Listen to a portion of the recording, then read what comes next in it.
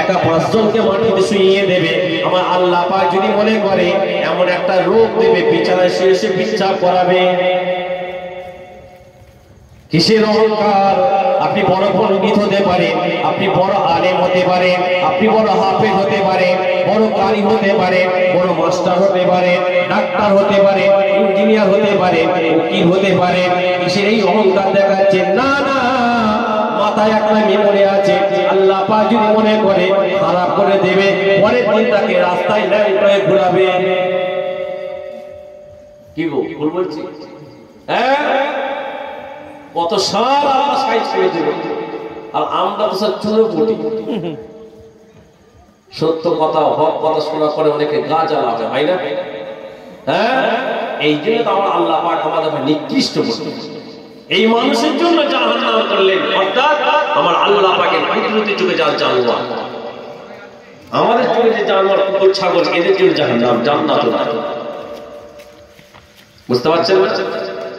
ও ভাই, আল্লাহ পাক আপনাকে আমাকে দুনিয়া জীবনে বানালেন। বান্দারে, দুনিয়া জীবনে তোরা গিয়েছিস, আমি আল্লাহ তোদের ঘরে পাঠালাম। আমি আল্লাহ কিন্তু সবই জানি যে তোদের মধ্যে কে জান্নাতি কে জাহান্নামী। আমার আল্লাহ জানে না কে জান্নাতি কে জাহান্নামী?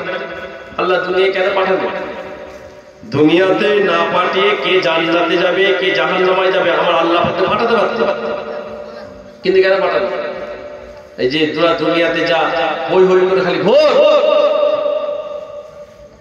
হ্যাঁ না, এই হই হই করার জন্য আল্লাহ কিন্তু দুনিয়াতে অবশ্যই দুনিয়াদারি করতে হবে। দুনিয়াদারি করাটা এটা একটা ইবাদত, কিন্তু আমরা যে দুনিয়াদারি করছি এটা হচ্ছে শয়তানের মতো দুনিয়াদারি হয়ে যাচ্ছে কম বেশি আমাদের, সবাই নয় কম বেশি।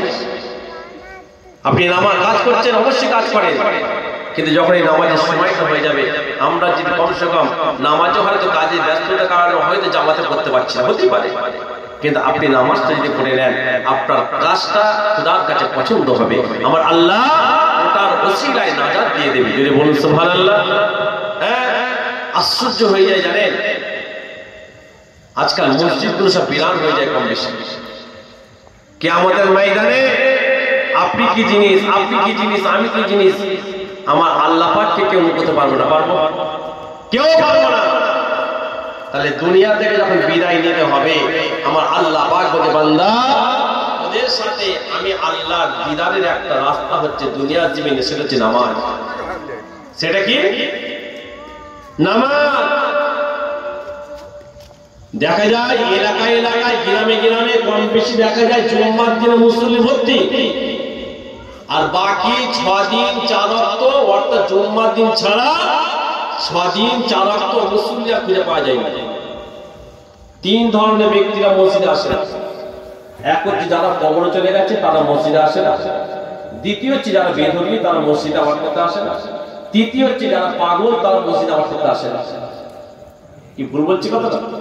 হ্যাঁ, আর জুম্মার দিন যখন আমরা উপস্থিত হয় তাহলে 3টার মধ্যে নিশ্চয়ই একটা, যে এতদিন কবরবাসী ছিলাম, আল্লাহ বলল যে আজকে জুম্মার দিন ওদের ছুটি দিচ্ছি, একটু জুম্মা নামাজটা পড়াই। আশ্চর্য। ও আমার ভাইরা জোয়ারেরা, ঠান্ডা মাথায় বোঝার চেষ্টা করবে, কাল কিয়ামতের ময়দানে, মাশার ময়দানে আমি জানি না আপনার ভাই আপনার বিরুদ্ধে নালিশ করবে আল্লাহর কাছে কি জানি না। আপনার গ্রামবাসী, আপনার এলাকার মানুষেরা